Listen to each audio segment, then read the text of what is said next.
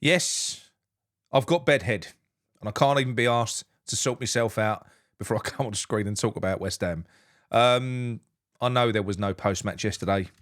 I couldn't. I just didn't want to talk about it. Plus, I would have been a bit of a fraud because I was so frustrated with the lineup, with the fact that Alvarez had been dropped for Jedward in midfield, that the first half just killed me, and I think I lasted about 20 minutes. Didn't stop watching. I fell asleep, and that is not a lie. So the bedhead is quite fitting. I fell asleep, missed the rest of the game, and I saw it was 1-1. And do you know what? I've not even felt compelled to go back and watch the highlights. I just don't care. I've not watched any post-match reviews either. I'm just fucking buzzing that we've now got 2 weeks without West Ham. That's what I'm buzzing about. I'm beyond apathy. I'm beyond anger. I've arrived at acceptance with West Ham. I have. Because I've seen a few little things on social media talking about Souček. Well, look, I'm sorry. But if Thomas Souček is the player that you're coming away from a game like that, and he's your star player, then there's something fucking wrong. If your least talented player is a star, and players like Kudus, Bowen, and Paqueta, you're not talking about them, then there's something fundamentally wrong with the way that we're setting up. And we know that anyway. And I know we're hearing, Guillermo's not fit enough to start. Who else? Ferguson's not fit enough to start. There's no such thing. If you're fit enough to come on, you're fit enough to fucking start. He's picking the team and playing the way that he wants to play. 7 defenders.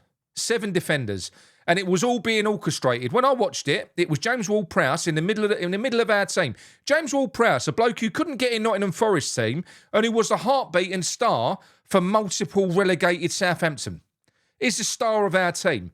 You've got players like Kudus dying, not because he ain't trying, but because he ain't been given a platform to succeed. He's not. He's lost belief. And he's one I'm going to focus on now. This ain't all Potter's fault, by the way. This is multiple failures from West Ham. It isn't his attitude. When Kudus came into West Ham, he felt 10 foot tall. Well, now he don't. Now he feels 2 foot tall. Why did he feel 10 foot tall? Because he's played for managers and in systems that have only ever brought the best out of him, that have made him look and feel like a superstar. And it ain't the Premier League, is it? Because he came in here for the first season, smashed it to pieces, and then with successive managers playing him in areas of the team, in systems that that expose his weaknesses, now we've got a player that doubts himself for the first time in his career, and he don't know how to handle it. He's half the player. We've killed him. We've killed Kudus, officially. Bowen, who no one talks about ever, touched the ball twice in the first half yesterday. One was from a fucking corner, and the other one was a shitty snapshot from 20 yards, straight down the keeper's throat. That was it. Do I blame these players? No. They're playing with 7 planks behind them.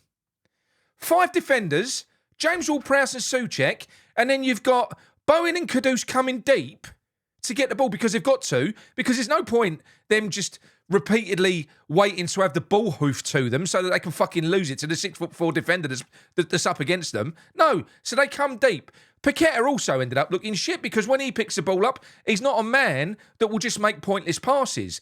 Therefore, he'll get caught on the ball if he's got no options. He had no options, none.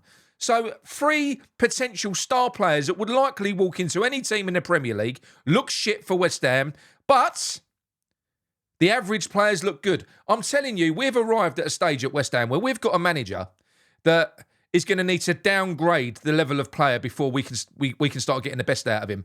I think that's why we're not seeing Ferguson. I think Kudus, Bowen, Paqueta, players like that are a problem. Ferguson must have looked a star at Brighton. He's come in here, he's in training, and he don't. So he can't start. Even though he's got to play players out of position. They're that much better than him. He can't possibly start. We saw our Potter struggled at Chelsea with star players. Didn't know what he was doing. So I think what we're going to have to do is sell our star players. Alvarez, starting with him.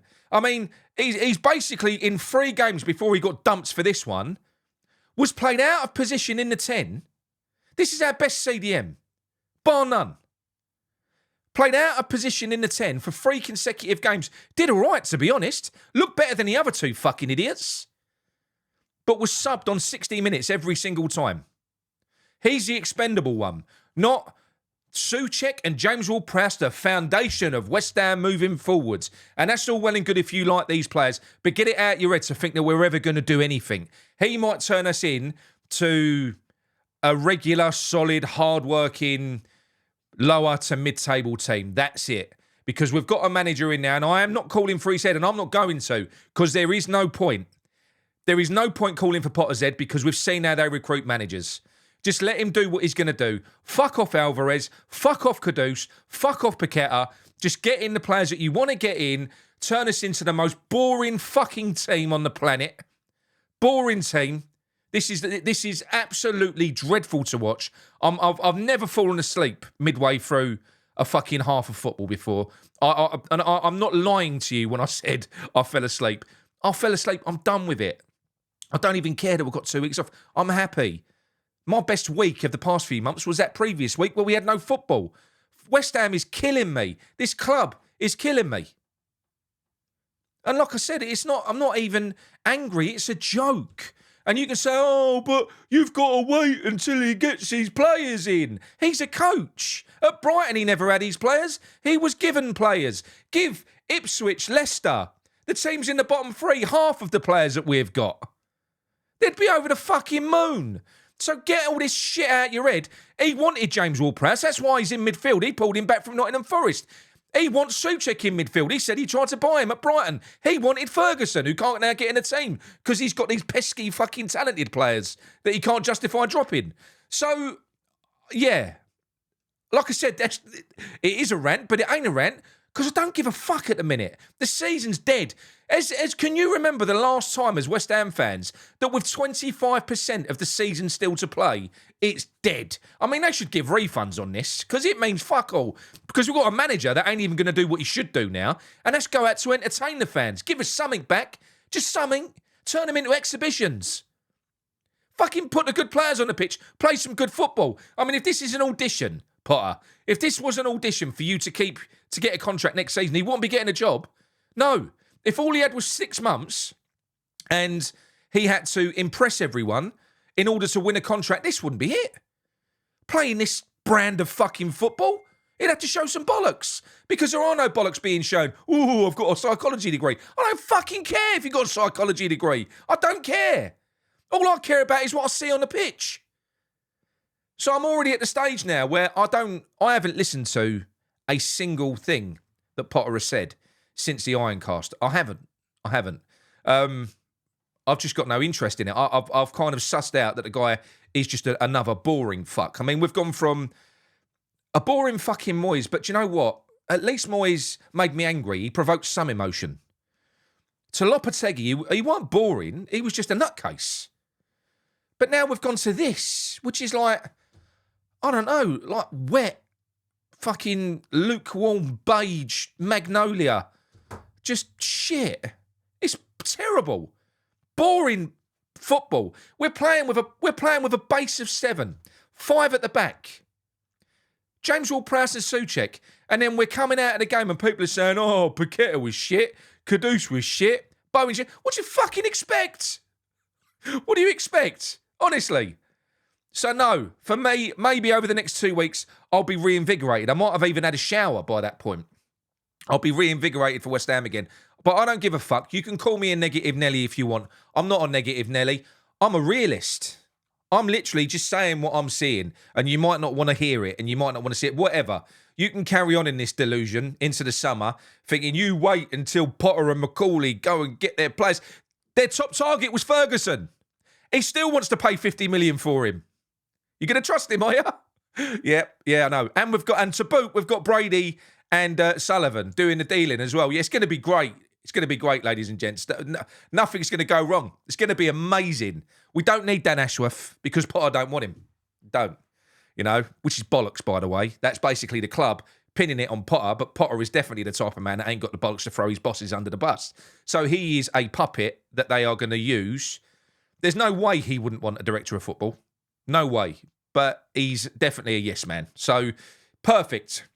Which is the reason why he's going to be here next year and he ain't going nowhere. They've found a dream man. The only thing is, what I will say is I don't think he's Moyes. I don't. I actually worry for next season because I'm not seeing anything that I thought. I never wanted Potter, right? But when he came in, I thought I'll get on board with it because he's tactically astute and it'll be much better than what we've got. Well, the last few games have torn that up. I don't even see that he's tactically astute. He's making shit team selections based on his favourites. His in-game management is non-existent and it's bad. His subs are bizarre. It's one size fits all, no matter who you fucking play. Arsenal, Leicester, Newcastle, don't matter. Same tactics. It's perfect. And why? Because in the Moyes tradition, when you play a defensive team with 7 defenders, it should be enough to get the same kind of result against whoever you're playing. Because you're just setting out to kill the game and get something on a fucking counter-attack. So who needs tactics when you're going to play shit-ass football? Anyway, look, that's it from me. Enjoy the rest of your Sunday. I think we're back later on tonight where we're going to talk about this. But yeah, that's as far as that you've seen, I've toned right down on the content and everything else the last week or so. I'm probably going to struggle to do anything in the next 2 weeks.